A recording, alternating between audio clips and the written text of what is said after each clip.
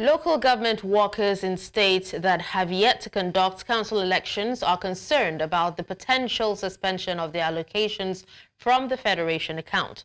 The Supreme Court recently granted local governments financial autonomy, ruling that allocations must be paid directly into their accounts. However, unelected councils are not permitted to spend these funds.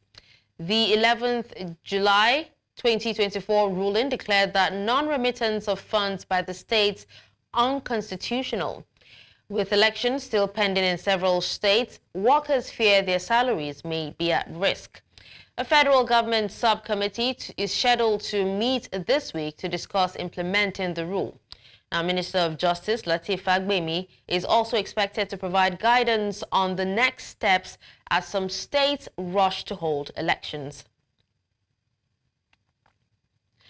Some governors are reportedly finding ways to maintain control over local government funds despite the Supreme Court ruling granting financial autonomy to local governments. Now, sources, including a council chairman, say secret agreements and oath-taking deals are being made with elected chairmen to continue remitting funds to state accounts.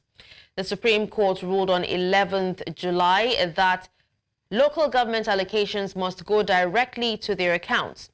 The federal government has set up a committee to implement this ruling with direct payments expected by the end of October. A council chairman in a southwest state admitted to pledging allegiance to his governor to retain his position, while similar arrangements have been reported in other states. To discuss this further, we are joined by legal practitioner and public affairs analyst Tohwo Oseruvwoja, who is joining us from the United Kingdom. Hello, Tohwo. Thank you for joining us this evening. Hello, you're welcome. All right, I should be saying you're welcome, but then let's get down to it.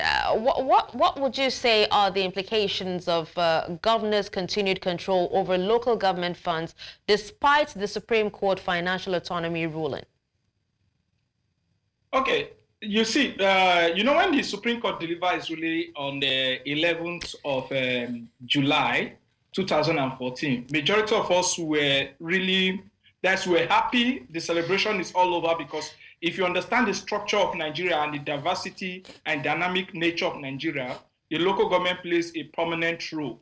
But the first bullet came from the governor of Kwara State, who happens to be the chairman of the Governors Forum, when he said that they are going to meet over the decision of the Supreme Court. And some of us now realize that that is merely a political judgment, if we may say so, but which ought not to be. And the second bullet came again when the federal government said they are going to set up a 10-man committee. And they finally set up the 10-man committee headed by the secretary to the government of the Federation, who happens to be the former governor of Benin State. So you now discover that the judgment that give affirmation to section 162 sub 3 and section 7 of the Constitution, because it's not only financial autonomy, it's also administrative autonomy to the local government. You discover that politics has already stepped in because the Supreme Court is the highest court of the land.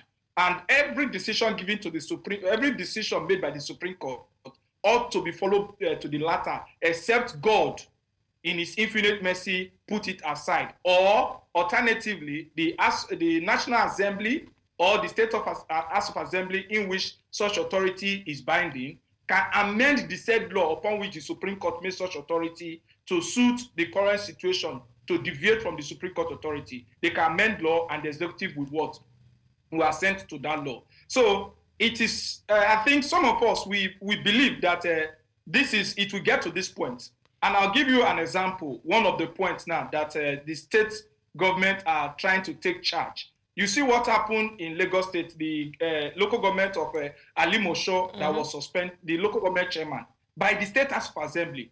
So you ask yourself, what is that message passing across to other chairmen? And what was the reason for such suspension when we have the councillors in that local government or in that terrain that can carry out legislative function, including impeachment or suspension of the local government chairman? So It's just a game plan. And basically, we are scared that the Supreme Court judgment should not be played with politics and should not be ridiculed by the political actors. All right, Tohwo, are you saying that, amending some laws and, setting up that 10-man committee is enough for the federal government to effectively enforce the Supreme Court's ruling and also ensure, direct allocations to local governments, or is there more that needs to be done?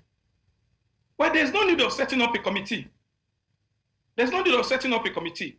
The Supreme Court has stated, if you look at section 162, subsection 3, it stated it clear when it comes to the allocation of from the federal accounts, which is to the federal, the state government, and the local government councils. So what the Supreme Court did was to give a stamp to the provision of that constitution. Is to give a stamp, because what the states normally do, they hide under section 7, subsection 2 or 3, thereabout, and they make laws for the betterment of the local government. So by so doing, they coerce or kind of say, okay, well, the law does not expressly state that, okay, the money will go straight to the local government account because of the joint account by the states and the local government. But the Supreme Court came out clearly and said, no, that this money goes straight directly to the local government. So I see no reason where the federal government will set up a committee to implement the judgment of the Supreme Court and also to give kudos or spirit or to give life to a sleeping section of the Constitution. I see no reason for that. Okay. And I'm also surprised where the Governors Forum will come out and say, we are going to meet over it, and they are giving conditions, even giving 3 months for such a law to be implemented. I think, I must say, it's disappointing. It can never be seen in anywhere, particularly it's giving this attitude that Nigerians don't respect judgment of the Supreme Court. And it's not a good signal for democracy. Well, that has actually been an issue for a while in the country. But then aside that, last week, Serap actually, gave the president or the federal government a 7-day ultimatum, to ensure that they withhold funds to local governments that have yet to conduct, elections. And we've seen a few civil society organizations, coming up to advocate to make sure that the local government councils actually get the monies directly, the funds directly. So, seeing this, what more do you think that these civil society organizations and media, what more can they do in advocating for financial autonomy and also holding these governors accountable? Okay, well, first of let me come in here that the federal government ought not to be given 7 days ultimatum. As a matter of fact, I believe that if they can implement some of the policies and some of the laws, just like what the president did when the president was sworn in, immediately he gave spirit to the Petroleum Industrial Act immediately. And I believe that such judgment ought to be given immediate implementation. Do you understand? So it is not about what the implication or whatever it is. It's about the characteristics of what? The rule of law, which ought to be followed. Then 2, holding the governors accountable. You discover that if this thing is implemented, and when I read and I heard that chairmen were going into agreement and all those stuff, I just look and laugh. I said some of them who does not know the implication of what they are doing. You discover that now we will not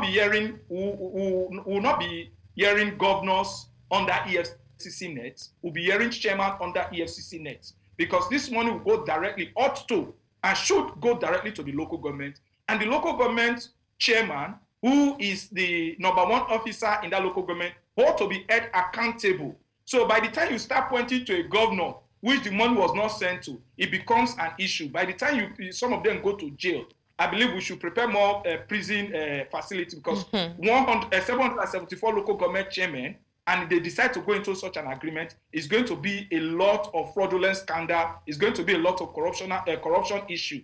That is for one. There 2, holding the governors accountable is, the question is, how is the money paid? The money ought to be paid into an account. Good. Then where does the money go from? Do you understand? You cannot tell me as a local government chairman that you are withdrawing over 100 million naira in cash to give a contractor or to pay to do one thing or the other. So it's going to be, it's an easy way if we want to really fast track or if we want to really trace this money. It's an easy bite to go by. So I believe that the federal government is not sincere in this implementation because the knife is with them, the yam is with them. And we have all the security agencies. I know some states are already planning, just like other states who they are planning to establish corruption commission where they will coerce local government chairman. We are aware of that, and I think we are aware of such things on ground. We know of Kanu has this own, but before now, so I believe some states are going to put that in order. But in doing that, the local government chairman should be aware that they will be held accountable for such financial misappropriation. Not the government. Yeah. Well, transparency and accountability has not really been our strong suit, but we do hope that, all hands are on deck when it comes to the local government autonomy and, they're given direct access to be able to impact in the lives of the awards. Well, thank you so much, Tohwo, for speaking to us on this. You're welcome.